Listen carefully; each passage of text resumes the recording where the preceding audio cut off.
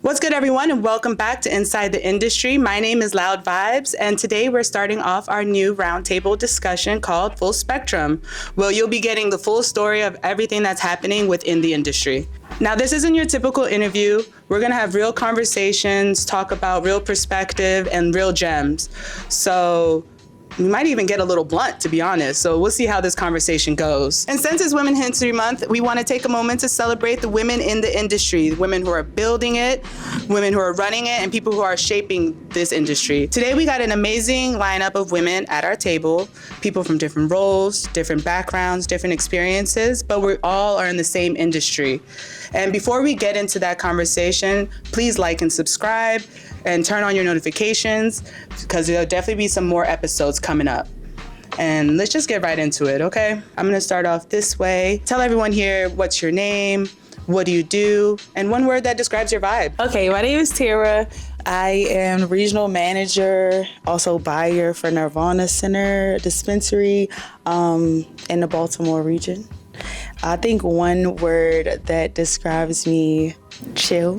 Chill. Okay, I like that. Yeah. You are probably the calmest person I know too, so it's perfect. I swear, you're always chill.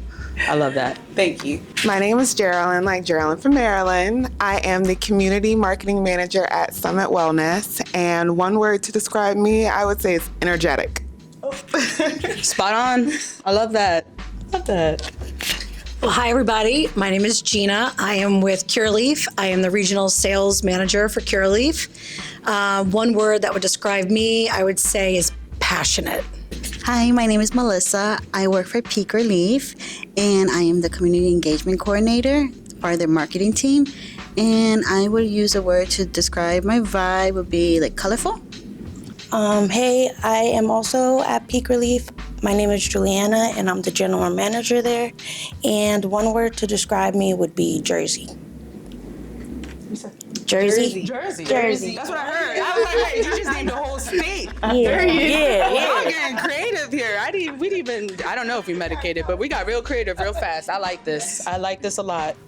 So what I really love is that everyone here came from a different path, different background, and somehow found their way back into cannabis or into cannabis. So let's just get into this conversation and talk about what kind of got you into cannabis. So something I want to ask everyone at this table is, what made you get into cannabis and how did you go about it?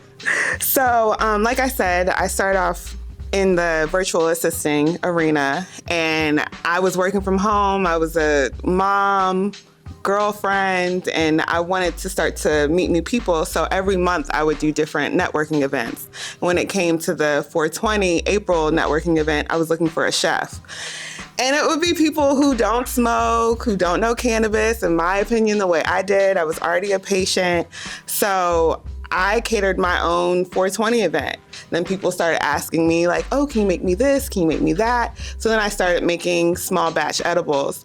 And I got to a point where I felt like I knew what was missing in the industry. And then when I would go into the dispensary, it was like, well, I don't necessarily know.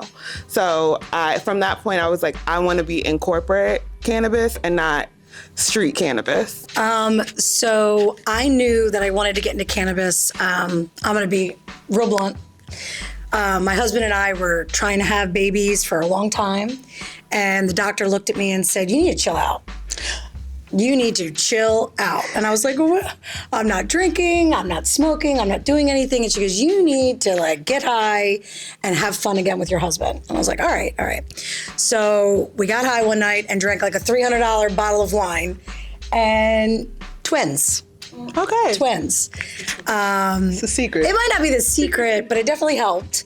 But then from that moment, like, you know, as a mom, you know, you kind of have to justify your vices, right? Because now you're raising these humans and, you know, what would they think? And how are people judging me as a mom? And it saved my life. It saved my life. And, you know, having two at the same time, did I feed them? What's going on and the stress of it? And when I got high, I knew that I could chill out and I could, all right, let me go clean that. Let me go do this. All right, we're good. And I wasn't taking a pill. I wasn't doing anything else, and something natural that was happening, it was beautiful, right? So I wanted to be an advocate for moms. And then during that time, COVID happened, and how do you sell, a bottle of Dom Perignon by the glass when, I'm selling to the Atlas Group and I'm selling to the Bygone, and, we could put it in a styrofoam cup for you. Yeah. Nobody wants that. So for 3 years, I tried to get into the cannabis industry, and I was on LinkedIn, and I was going to, dispensaries, and, the word that I describe myself as passionate. And I wanted to make sure that I could be an advocate for women and moms out there.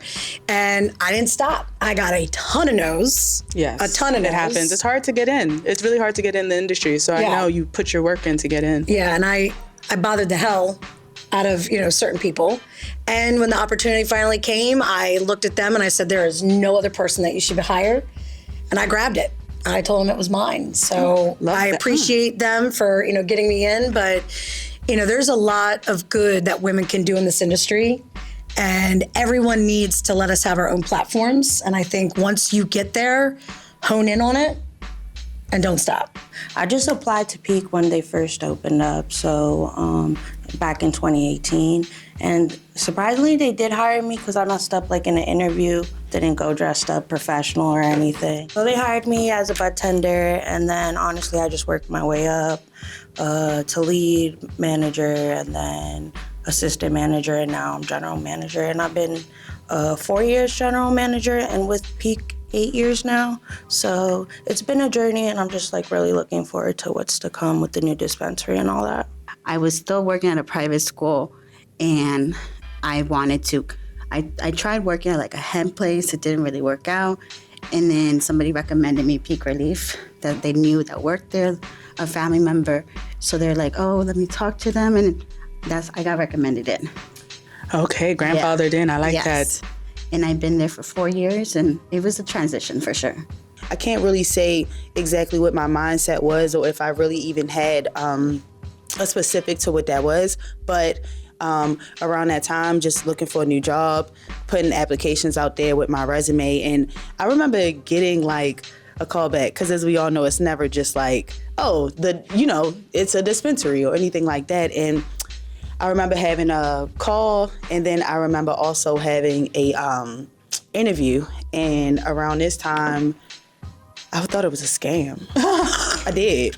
It was on Indeed. Not a super scam, but just more so it didn't seem real. Yeah, because everything was very vague. So I had the phone interview, and then I also had an in-person interview. At that time, once everything was kind of real, that's when I knew. So it was more so just kind of putting my resume out there. I was looking for something else, and I got a call back from a dispensary around that time. Granted, we didn't open up until about 6 months later. That's how I got into the industry, was my resume was out there, it got pulled, and that kind of just started from there too. So definitely fortunate, lucky, blessed, whatever words that you want to attach to it. But, I did put myself out there around that time. I'm glad that opportunity came to me, and that's how I got started in the industry. So out of my own curiosity, what was your biggest challenge, I guess, starting off?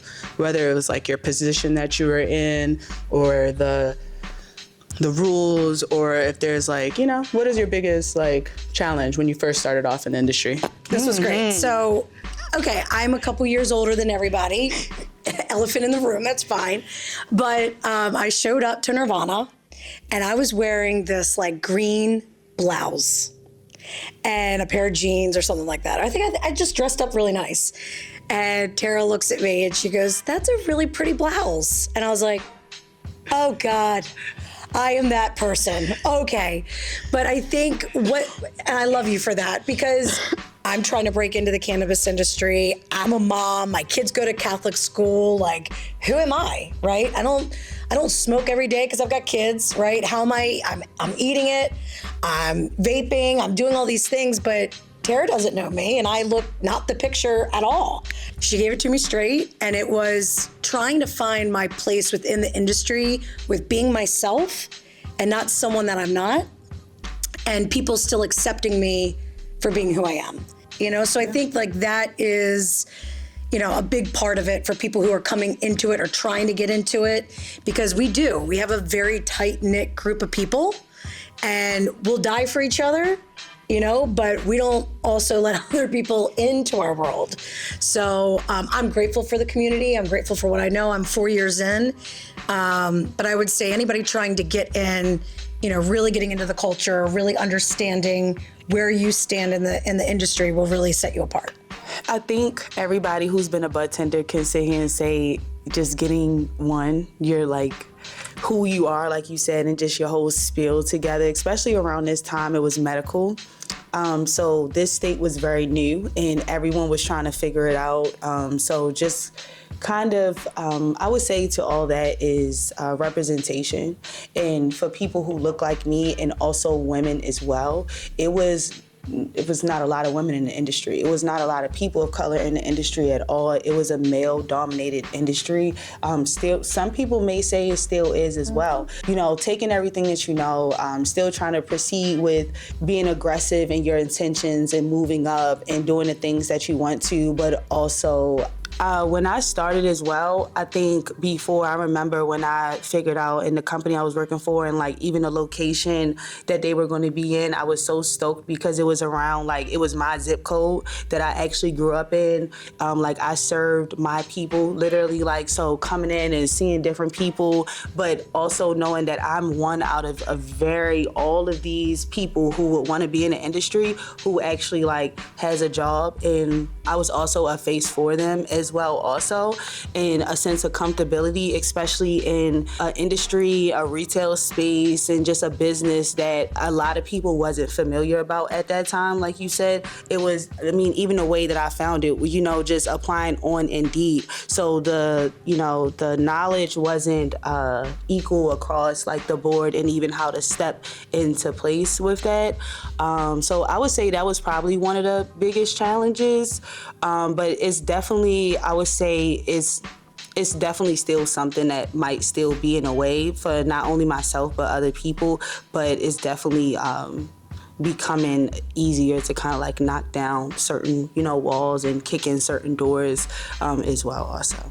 Yeah, I will say definitely there's a lot more information out there now compared to when we started off in the industry. So there's more open discussions, more people talking about how to get involved. So I think it's growing in a good way too. Yeah. So we just want to keep it growing. I feel like the hardest thing about getting into the industry was finding a real opportunity. When I first decided that I wanted to get into the corporate side of cannabis, and then the time period that I went from wanting to be in corporate cannabis and getting a job in corporate cannabis was 2 years. And in that 2 years, I even interviewed with Tera, and it taught me patience. It taught me perseverance and I see it so much when people come into Summit. They're like, I want to work here. I don't want to be anywhere else. Are you guys hiring? And I'm like, I felt that way about Nirvana. I was like, I want to be here. I don't want to be anywhere else. And then when I opened up my scope and I started to release my expectations, I was like, well, there's so many other places. And then that's how I even got hooked into the first consumption lounge in Maryland, because I had opened up my scope and I had opened up my thought of what was possible for me to get into the industry. Because when I was first looking for a job in cannabis, there was no consumption lounge. And they had reached out to me on LinkedIn to interview and everything like that. So it wasn't what I anticipated, but it was definitely okay, let me go with the flow. Let me see where the opportunities lie. And then that really opened up everything. So I would definitely say finding opportunities were hard, but also releasing expectations of where I thought I was supposed to be was the biggest part too. I think for me was basically two things. The first one was a culture thing. I'm first generation Colombian, my family, and my parents are very old school. So it was very hard for my family to understand that this is normalized in this country and that it's not a drug. And I would just get judged a lot by my own community. So that was my big thing. I am the person, oh, she's a stoner, oh, she smells, but I'm not a bad person. So that was my big one outside of work. Inside of work, it was just being a woman and being a bud tender and like males coming up to the counter, I want this, and be like, oh, yo, I recommend this. And they're like, no. Like, then they'll ask the male guy standing right next to me, what do you recommend? Like, ignoring me. And like, I don't know what I'm doing. So I'm like, okay, that was like the big two things at the same time. I hate when they say, can I speak to the manager? And it's you. Yes. All the time. All the time. They'll see an older gentleman, then they look at them, they're like, I want to talk to you. You're the manager? I'm like, no. It's me, y'all. It's me, I swear. You know, I get it. Yep. It's tough out here, but we're doing it. Love it. But like me working my way up, it always felt like a competition with a lot of males, you know, in the industry, and just like, you know, just they just don't think you know anything. I feel like we focus a lot on like it being like a male-focused industry. I have received so much gatekeeping from the women in the industry when I was just entry level. Yeah. Like when they would start, not everyone, but you would experience it. And we should probably talk about that, because you don't only see men holding you back. It's like, oh, hold on, girl, you shining too hard. Let me dull you down a little bit. I think it's a little fine line between a lot of women who work their way up in the industry, who got higher up in the industry. They know how much work it takes to be put in that position. I don't necessarily, because I would say I gatekeep, but not in a sense like, if someone comes in like, I want to work in this shop, I'm going to be this, and that at the shop. I'm like, I need experience. I need to see what you actually have to offer, and based off that, you know. But it's like, definitely first starting off, for sure, the industry was a lot of male dominance, and there was a few ladies who made it. And I think they were just closed off because there was no room to grow in any way yet. So it's like you're taking their position, if anything, in some sense. And that is the part that made it difficult, because at my first dispensary, I was hired on to handle our social media marketing. And as soon as people were starting to talk to me, the manager would kind of like interject herself, shut off any opportunities. Then when I got to Summit, I had a female manager there. I was like, I'm gonna let her know what I want. I wanna be bud tender of the year. I wanna be bud tender of the month. I'm trying to do this, I'm trying to do that. And I was unaware that how you became bud tender of the month was by your manager's recommendation. And we ended up getting a bud tender of the month months after the fact that we had this like conversation. And it wasn't me. Like, it wasn't me. And the person who ended up getting it, didn't even care. Like, that's not even their focus. They weren't on that trajectory. So it is moments of that gatekeeping where it's like wanting to see more sisterhood in cannabis, because that will drive a wedge. I see that still today. I definitely think that your experience is definitely valid, and I think a lot of people can also speak to that as well. I think that's why, you know, it is definitely important to have that sisterhood as well, but also at the top in leadership and women who are in leadership to also really just know how to be that support to people, because just because you worked your way up to a certain position sometimes doesn't mean you know how to, you know, disperse that. And I think that takes a lot of kind of like eye-opening moments from the people who are in those positions to maybe say, hey, I have all of these great things, but I also maybe can, you know, tweak it this way and tweak it that way as well. But also it's kind of one of those like sad things, and not to get too deep, is like you becoming the people that, you know, like you didn't want to become in that sense in a way also, you know. So it's a very reflective state, and it has to be reflected on so that it doesn't perpetuate, especially now that we are in this space, you know, and we want to grow and kind of take that over as well also. That was great. That was honestly great. I was gonna say, I know there's been a lot of changes. When we first started off, it was a lot of gatekeeping, but it was also like a lot of learning. Mm-hmm. And then it got to the point we all kind of picked up every single skill needed. Now, I want us to get a little blunt for a second, relax, because we talked a lot about your past, about like the industry, and I know we have a lot more information to get into. So just to loosen up the vibes, out of curiosity, ladies, because I know there's a lot of stereotypes on how women like to smoke. What is your favorite way of consumption, or favorite product if you want? I live for a vape. I live for just a vape? Yes, because I have kids. A vape? I would have never thought you would. So I live for a vape in transit because I don't like being outside smelling like cannabis. I am a girl, okay? I like to smell like Chanel No. 5. But I do enjoy a cute pre-roll. I have like so much like bulk flower in the house that just sits there. I do. I do pre-rolls, vapes, and edibles. That's like my bag. Yeah. I'll come over your house tonight. Yes, you're not. You too far. can. Yes, I I got can you, help you babe. out with that bulk flower. Freshly unopened Ace for you, girl. My favorite way to consume would be just rolling it up, flour. I love flour. I'll do it all. I'll do it all. I love me a joint though. When it's already made, already rolled, I can just go the convenience. I'll tell my kids to go for a bike ride, and then I grab my husband. I'm like, hurry up. We have like 10 minutes. Gotta get it. We gotta do it. Love the vapes. They're convenient. Love me some edibles. I love RSO. I was just about to ask that. I love RSO, but I do love cooking with it. Me and too. I think that if I could really like hone into that craft, Jarilyn, I think we're gonna do that together sometime. I think that's a really fun way to consume. So, but I love it all. Oh, I give me a love bong with some Mike's cubes too. I would say, rolling up, smoking flower, and then also, I'm not really big on edibles besides the nighttime ones. Bring back the Rob Hots. Shout outs. Unless I'm like on vacation. But I would also have to say one thing that I definitely been liking, and I've tried it in Chicago, actually outside, is drinking. I like the drinks. Yes. I love the flower, but after that, I really love the drinks. I had a lemonade that was really good. Just 10 milligrams, a low dose girly. Can't do anything over it, not at one time. But I really do like the drinks. I don't know. You can say it's the same thing as an edible. I don't know. Maybe it's just kind of like the same thing as kind of smoking. It's there a little bit longer than the edible.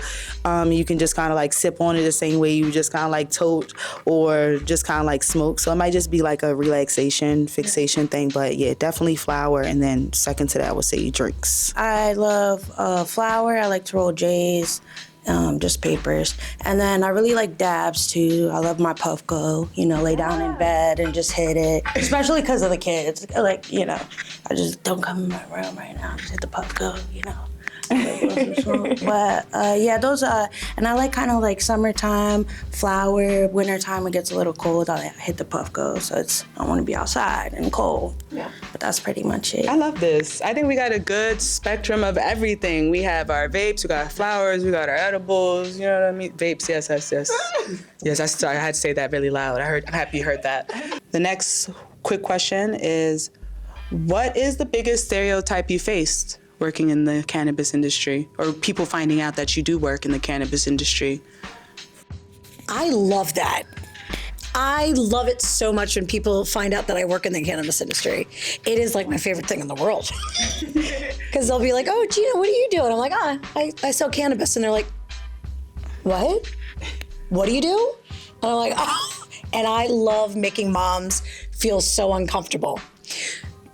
I'll make it quick. But Friday night, I was at the roller skating rink, and I got all these moms around me, and they're like, so what'd you do today? And I was like, I smoked a joint with a lot of grown men, got a lot of business done, and I fucking killed it. What'd you do today? And they're like, I took back a library book. Wait, what did you do? And I'm like, yeah, let me dig in there. So I absolutely love it. No, we're not stoners. No, we can always get shit done. Oh, yeah.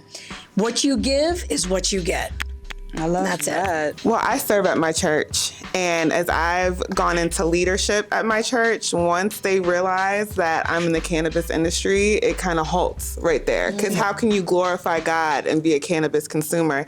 And then I get into Genesis, and I'm like, well, vegetation was created before a man. No, we were created in God's likeness. How do we have an endocannabinoid system that was created off of God's likeness? There's a natural plant that our body responds to. So I go into it all the time, and I love it. The same way that you're like, I love it, I enjoy it, because honey, let's go. My priest, I remember during my transition where I was, in between jobs, and the priest looked at me and he goes, so Gina, how are you doing? I'm like, I'm all right. I'm interviewing for this one company. He's like, what company is that? And I'm like, oh, a cannabis company? And he was like, oh, wow, tell me more. So he was okay with it. He was, he wanted to ask me questions about it. And again, let me tell you what, my little church that we go to, Happy Yeti belongs to my church. I'm there at that church. There's a lot of people that, smoke at our church. And again, what is the chrism oil? If you look in the Bible, let's go deeper into that. But again, I will challenge people too. So again, let's do it. Let's challenge them. I love that. Yeah. I feel like a lot of people here, once you get into the industry and you realize that we're building the cannabis community, that we also become mediators between the communities. So it's like, I know I relate with you. I have parents that aren't from this country, so whenever I talk about it, it took me a while to educate them and transition them out of that mind state, and always keeping people on their toes, because there's a way all of our communities can be one. And I really love that because we love the industry so much, we naturally want to mediate for the people and find that middle ground so everyone can understand that cannabis is for everyone. If anything, how has being a woman shaped your experience in the industry, if it shaped anything in the industry? I was going to say maybe just kind of leaning more into being a woman and feminine, like just the qualities, and also like using that to a benefit. Sometimes in like male leaded roles, it might look like sometimes like we think into things too much and might be approach things a little bit more, a little bit emotional. But I think that I've seen it be needed, in general manager positions, in marketing positions, when you're approaching how things look. I would say I have been able to explore both sides of my femininity being in this space. As a mom, I'm very nurturing. I lead with niceness always, but being in the industry taught me how to be kind and direct and still be able to show up with my softness and not become cold. At my dispensary, I will act as MOD and manager on duty, for those that may not know.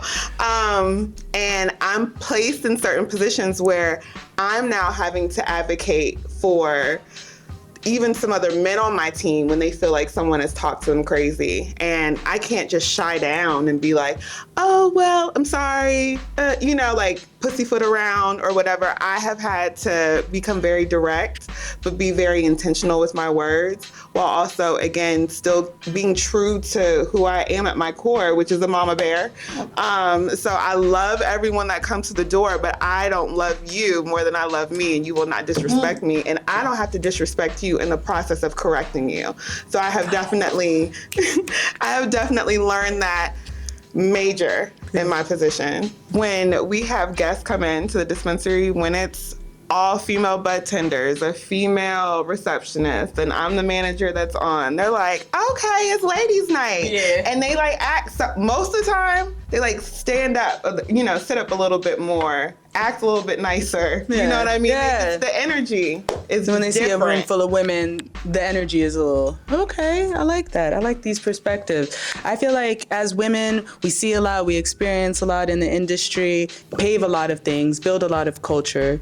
And on top of that, I've seen a lot of challenges. And honestly, round of applause, you guys did great. Like going through these challenges, getting through those moments, like I want to quit and stuff like that.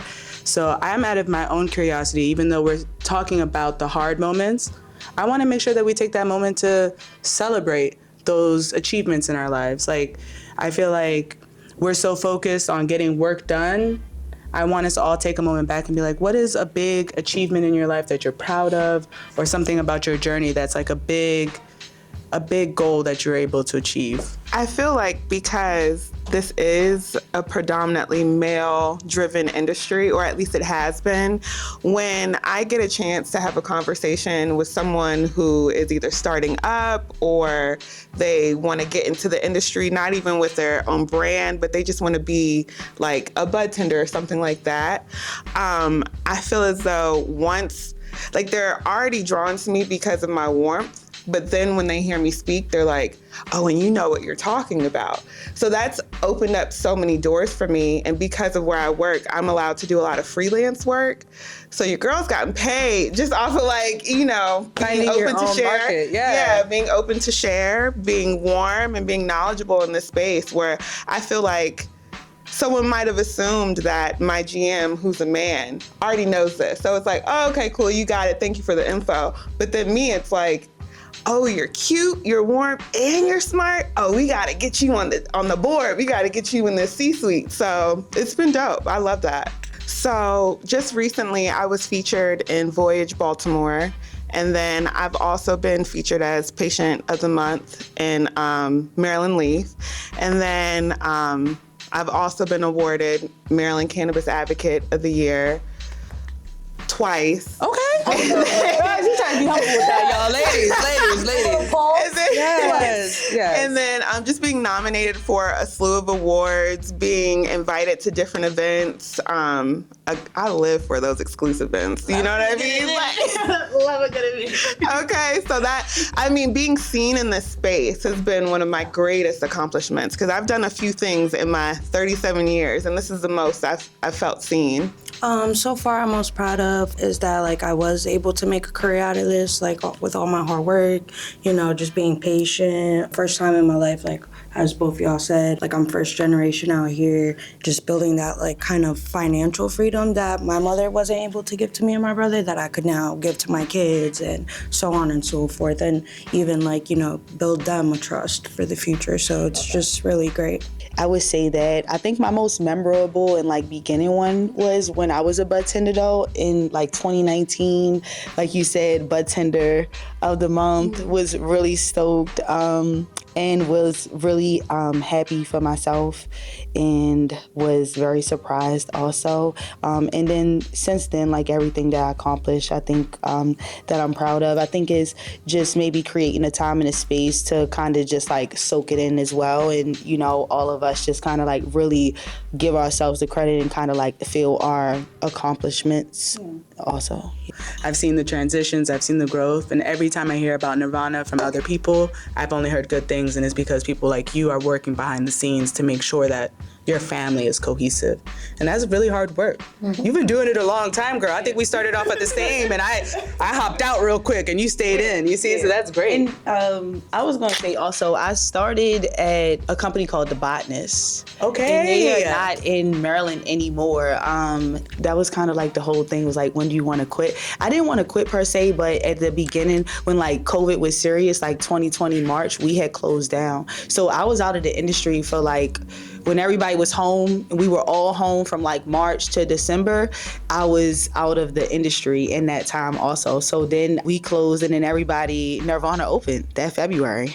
And I would go there or like Storehouse. And one of my actual customers, she was an older lady. She was in reception. She was a receptionist at Nirvana. And she was just like going crazy, like, oh my God. I'm like, what are you doing here? And that kind of started my journey at Nirvana at the end of 2020. Well, it's for you, because I remember Nirvana was my home dispensary, and I had started going there before you had started working there, and there wasn't too many people that looked like you when you started there. So when you started working there, when you go to a dispensary, you like, oh, I know all these people, so you're new. You know what I mean? And then when I ended up interviewing, and I'm interviewing with you amongst the other team, I was like, this is so dope. So to see you like really continue to accelerate and move is just so dope, especially as a Black woman in this industry. Not even just a woman, but a Black woman in this industry. That's lit. Because I see it. You know what I mean? I see it in my mind. So through all of that, what is your most proud moment in the industry, your journey, or your biggest achievement? Very proud of myself is like the creativity I just find that I didn't even know I had. I'm like, wow, girl, like, okay, hell yeah. And I love that. And I love like just getting ideas sometimes. My mind just goes. And I have fun with it, honestly. Honestly, it's nice to have a creative outlet and being able to be creative and free with it. I love that. Yes. So this will be welcome to the Hot Box, where I'll ask you a question and you have to respond really quick, as if we're in a hot box. We don't have too much time. Jay doesn't take too long to go out, so let's make sure we do this quick. So the first question, my tip always is fast answers and try not to overthink whatever comes into your mind. What is one thing you would love to banish from the cannabis culture? For me, the judgmental. Judgments. Oh my goodness, I'm so over it. From the people in the industry? From my community, like the Latino community, the way they just judge. And I get it constantly. I'm just trying to be calm because I'm already a very anxious person. And I'm just trying to be I think that's like my big thing.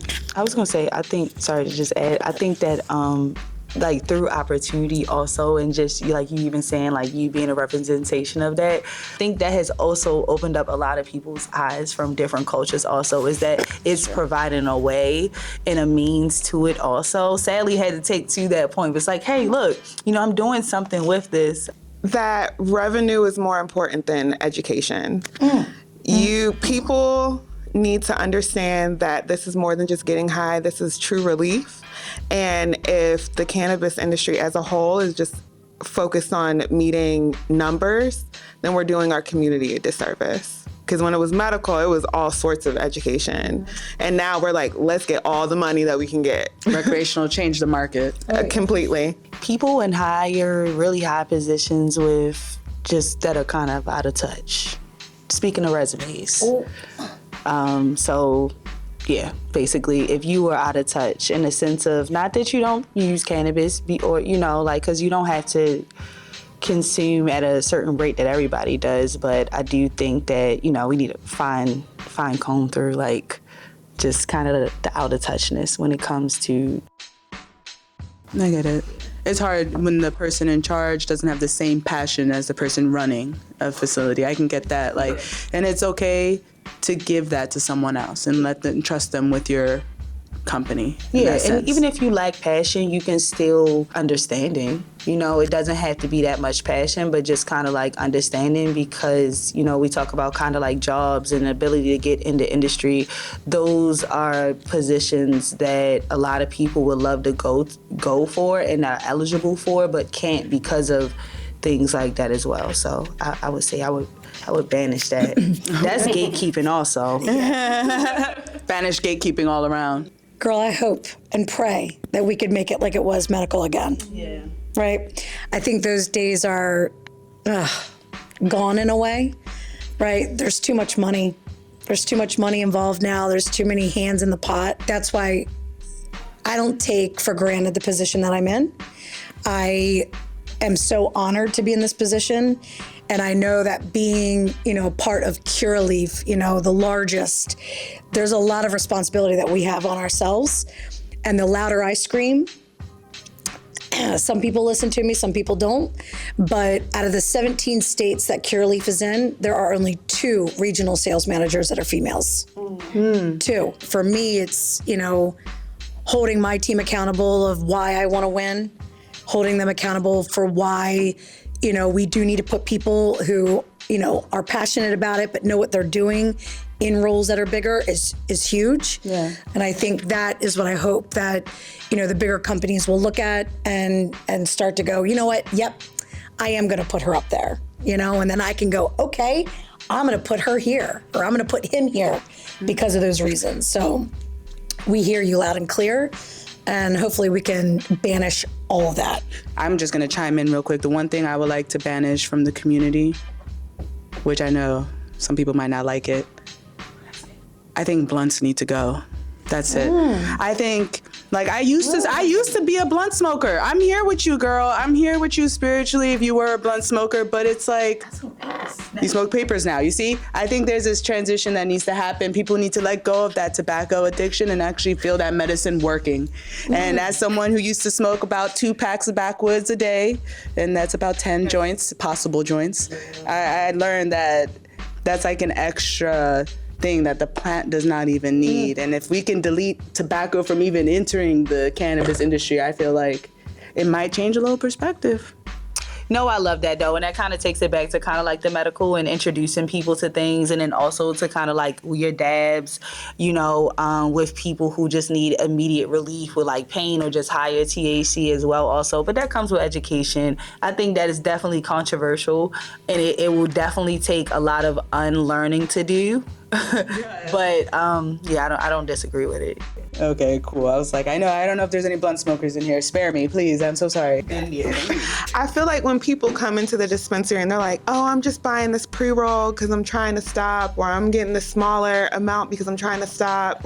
And I'll be like, well, how do you consume your flower? And they're like, oh, I use sweet woods or backwoods or Rillos. And I'm like, babe, how about we switch that first? You know what I mean? Because essentially, there are addictive qualities in everything, but that tobacco, that's the true like thing on your back that you need to release first. And the next thing you know, you'll be like, oh, it isn't that bad, because now that you don't smoke backwards, how many joints do you smoke a day? I've been seeing the effects of just smoking it with no roll-ups, no nothing, how you consume it. Switch it up from time to time. Yeah. Spice up your diet. Just don't make it spicy with a blunt. Before we wrap up, I want to leave everyone with some real advice. So what is something you would love to tell the audience, especially women, about the cannabis industry or the hopes for the industry? I would say closed mouths don't get fed. The thick skin, and just work hard. Like, if you know yourself, just work hard. I think I would say, be resilient, network yourself, know your worth. Definitely know your worth and what you bring to the table. Something that I would like to see in the industry is maybe like a safe place for moms, right? To kind of talk to their kids about, what they do, why you're doing it, right? I have twin boys who are 13 now. And that's something, that is really something, when you've got books on your desk that say how to sell like a drug dealer, and trying to legal drug dealer. Yeah. Mm-hmm. And it's there, right? But I feel as though if there was a community of moms that could kind of pave the way for other moms, like, hey, it's okay. It's okay to, be in your bathroom and, hitting a vape real quick and blowing it out, and it's okay to smell like weed, and it's okay for these things, because do you have your wine glass in your hand and showing your kids that you can drink a whole bottle of wine? Is it okay to have mommy juice? Is it okay to chug beer and sit down, with the dads and have beer night?